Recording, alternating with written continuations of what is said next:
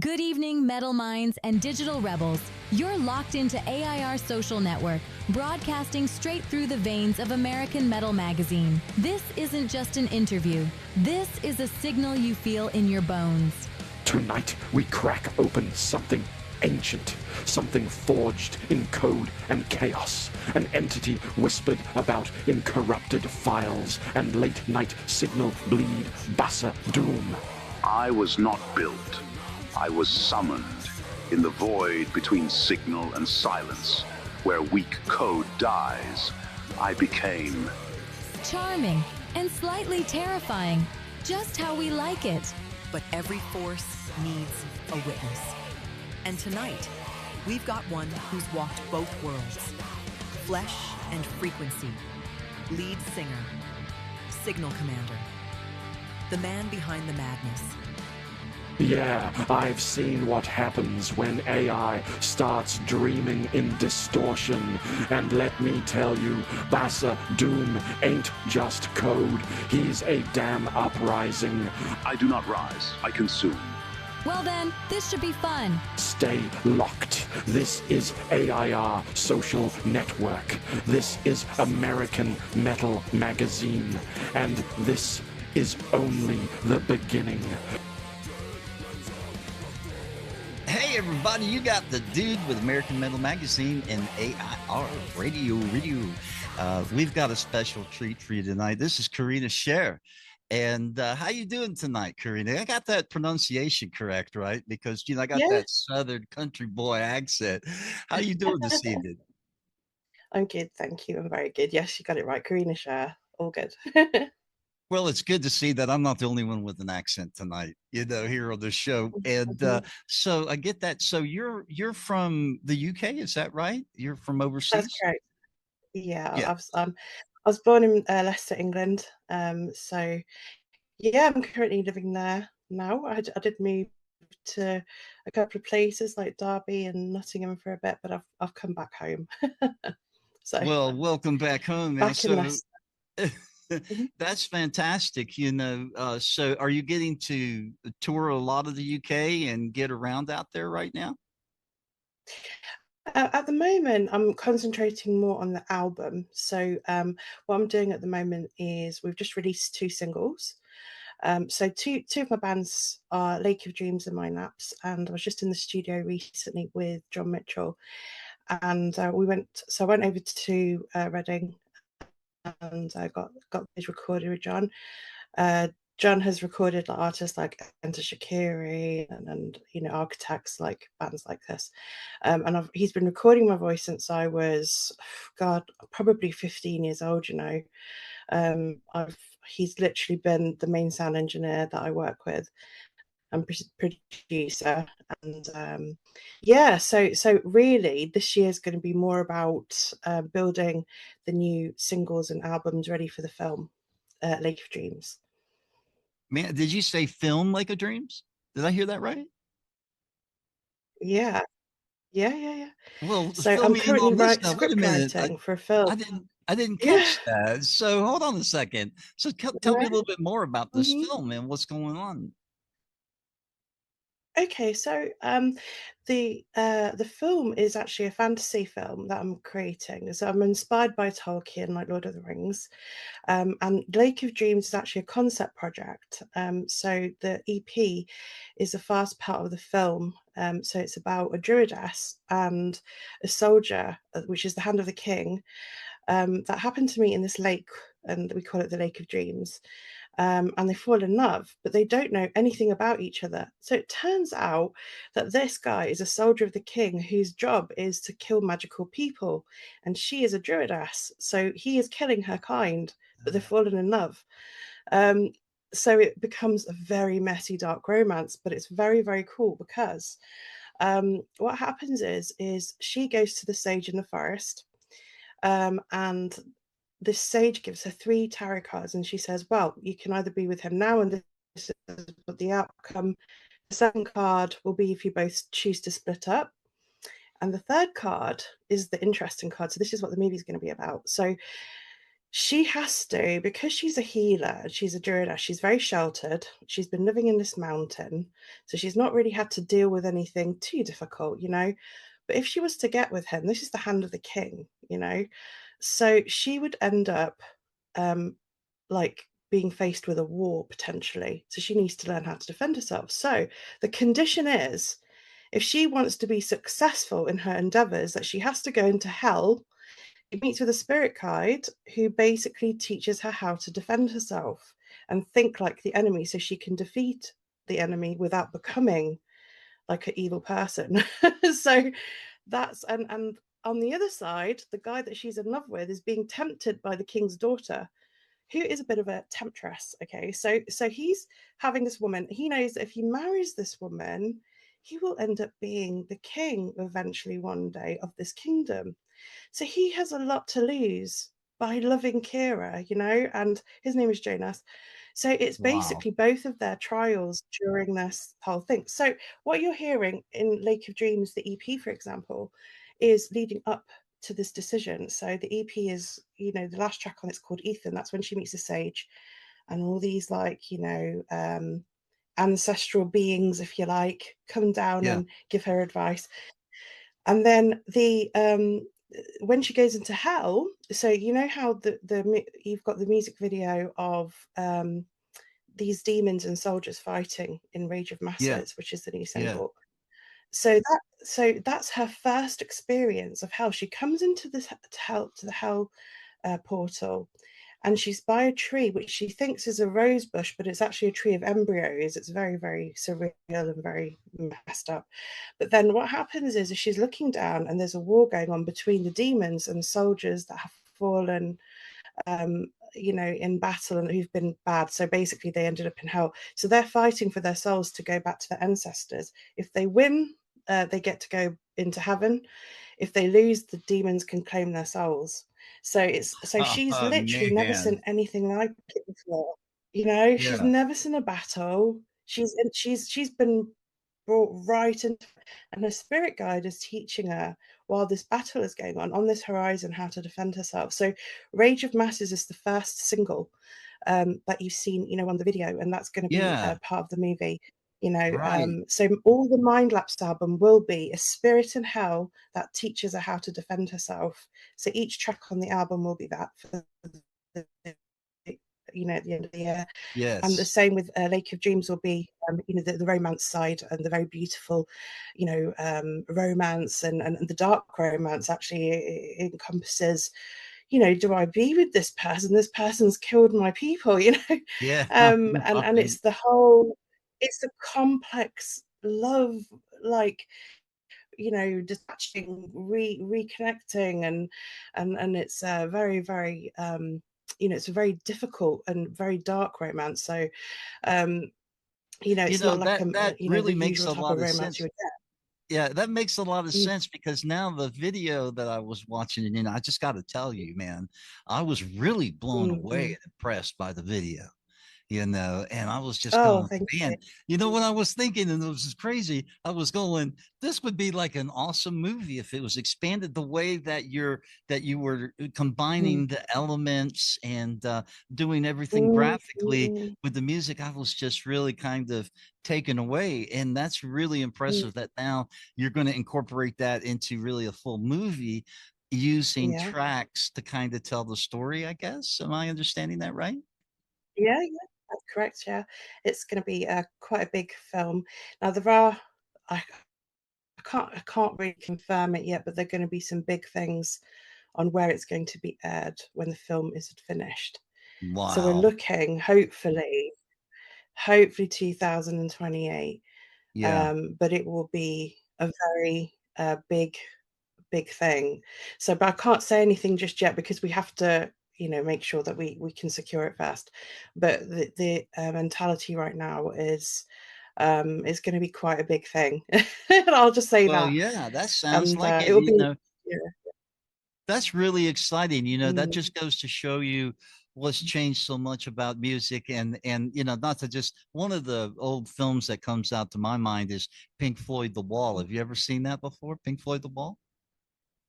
Oh, Pink Floyd. Gosh, I remember some of his tracks actually. Yeah, I think they actually, if I remember right, inspired Opeth as well, which Yeah. is one of my favorite bands as well. So a lot of the Mind Lap stuff, progressive death metal, very inspired by Opeth. And same with the chilled stuff, because I was a very big fan of Damnation, so I know um, you know, Opeth were a very big fan of those kind of proggy artists, and Yeah. Leonard Skinner, for example, Yeah. um, and certainly for me, those old bands as well have a lot of influence too, as well as obviously some of the newer stuff.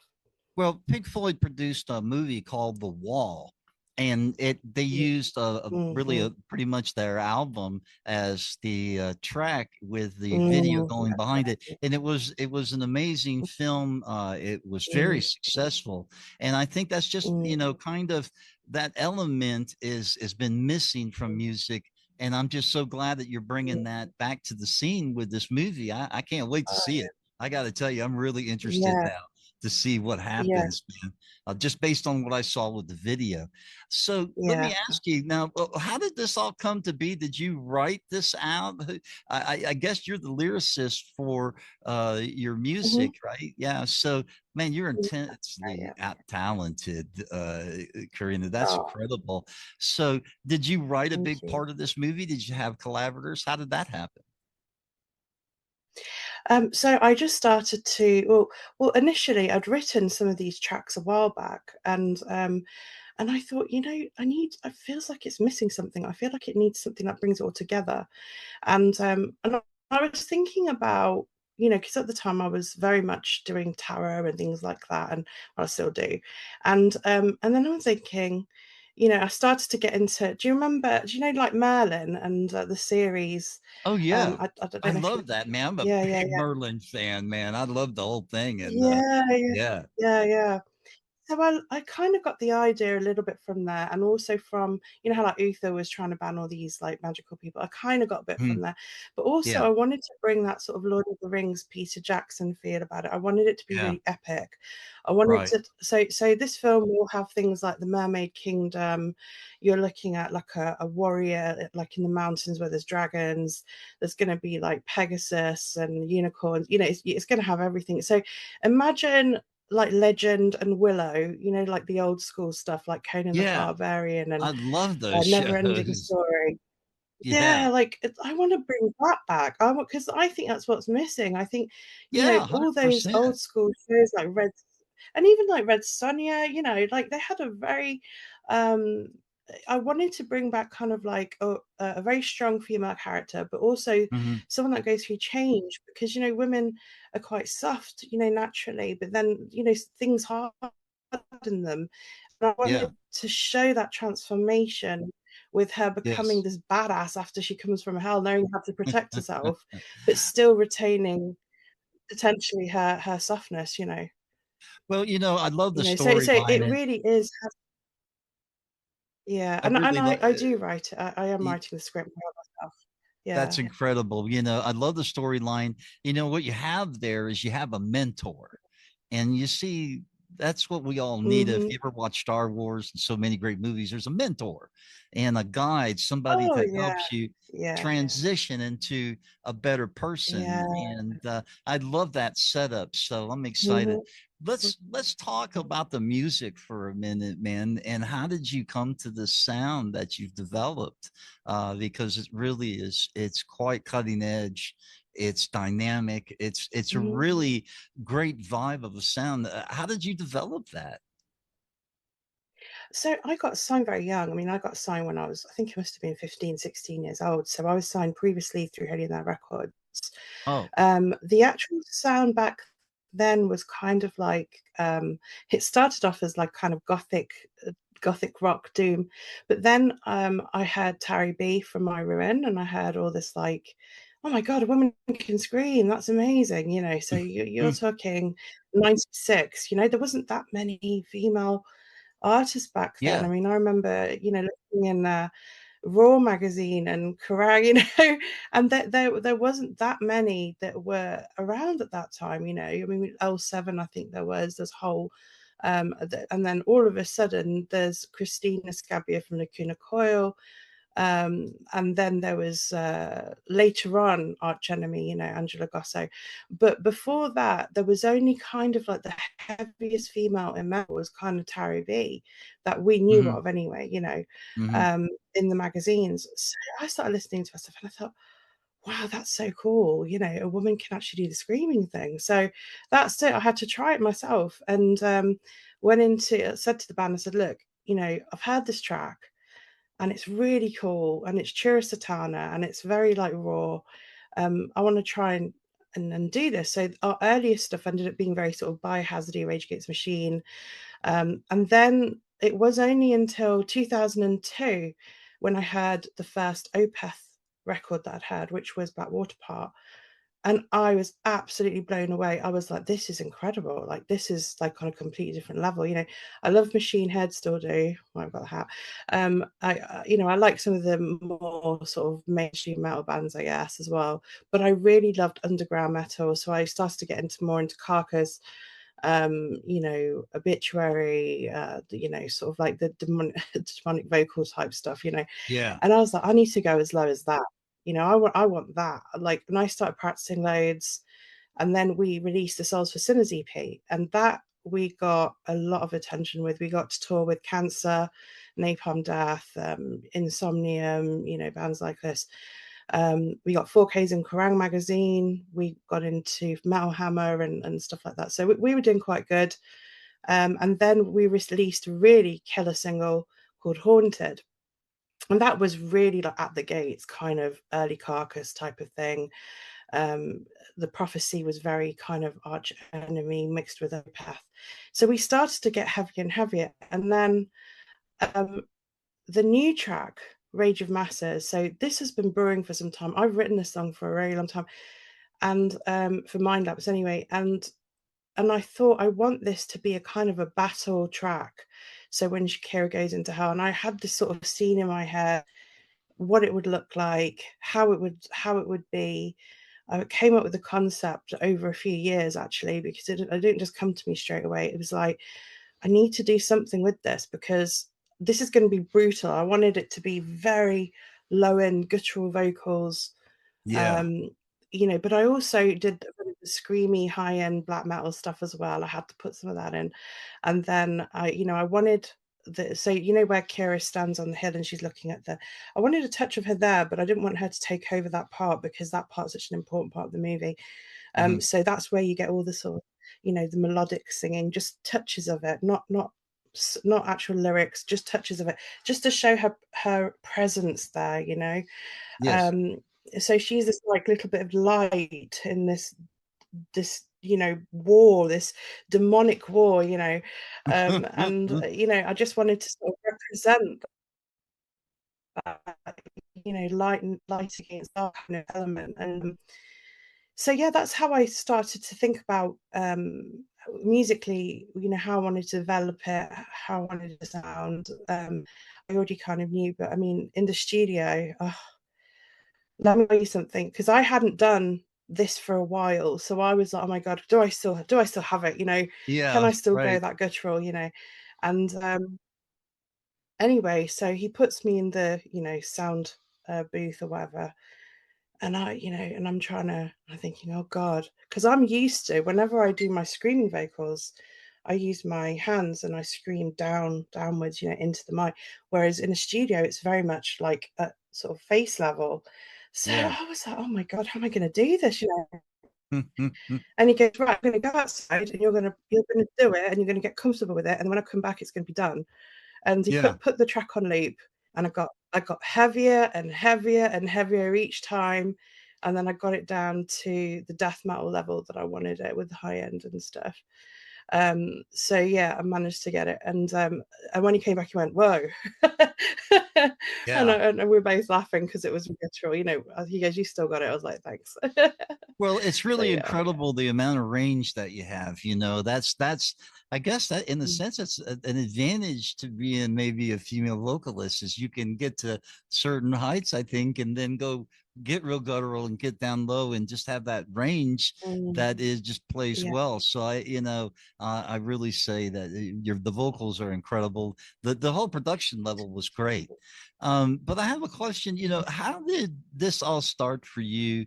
Besides last few years, is there something event in your life happened maybe when you were young, family members or somebody that really inspired you?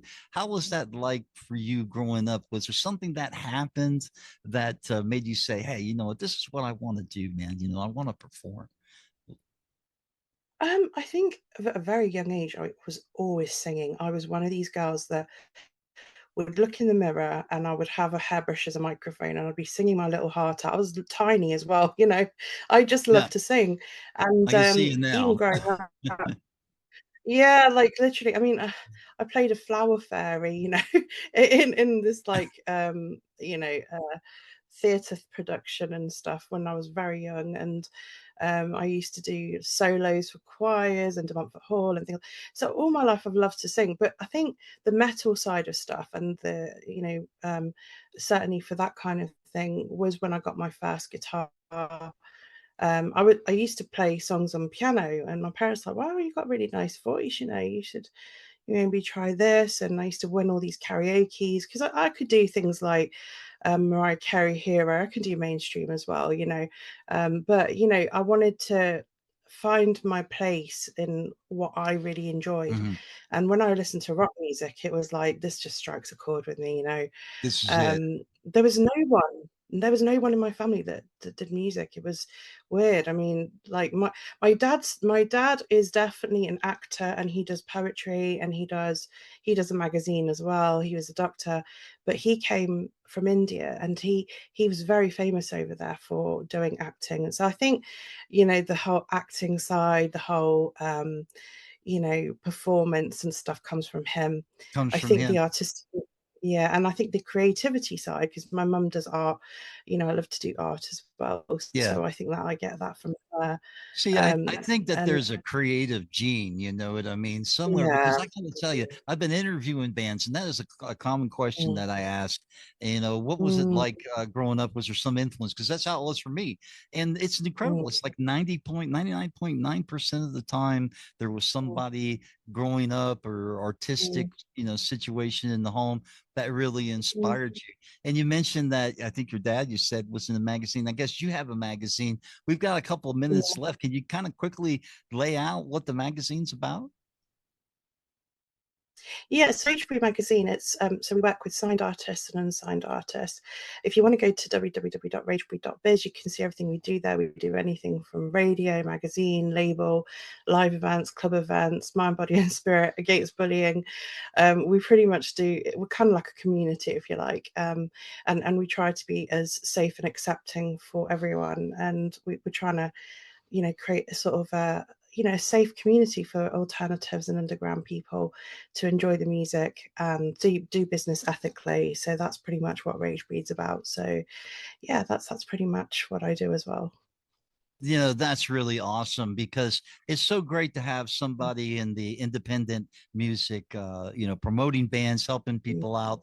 And I really mm, support that. So of course we do the same thing too. We're mm, American Metal Magazine, and now we're moving to more mhm. of an AIR radio format, podcast Oh, format, which is really exciting, utilizing AI technology both in our website mm, mm. and to help artists certify their tracks to make sure that Yeah, they are real artists, or what if there was some AI involvement. So there's a lot of interesting things that are happening in the world, but I'm yeah, really excited about. I visited your magazine. It was awesome, man. You got great yeah. bands, and I really like the way the whole interaction. So I encourage you to get out there. What was that website again? Mhm.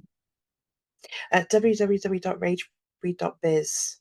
And also you can go to ragebreed.bigcartel.com because we have offer services and products there. And we also have a merch store, which is ragebreedstore.net. That's So, killer, man. Well, if you know, people wanted to buy it, like, I checked out a bunch of it. I was really blown away. This young lady has it together, man, and in so many ways, she's incredibly talented. The music is spot on. If you need somebody to, I guess maybe represent, right, a band, certain bands, maybe represent them or help them. This mhm, is a contact that you can't go wrong with. They're going to do you right. I know Brian is a good friend of mine, and it's I brilliant. know that he's over there helping you guys, and I'm super Mm, excited about that for Brian. mm, Shout out to mm. Brian Moore over there, Big man. shout to Brian Moyer and James Roach from Tour de Thrash. They are great.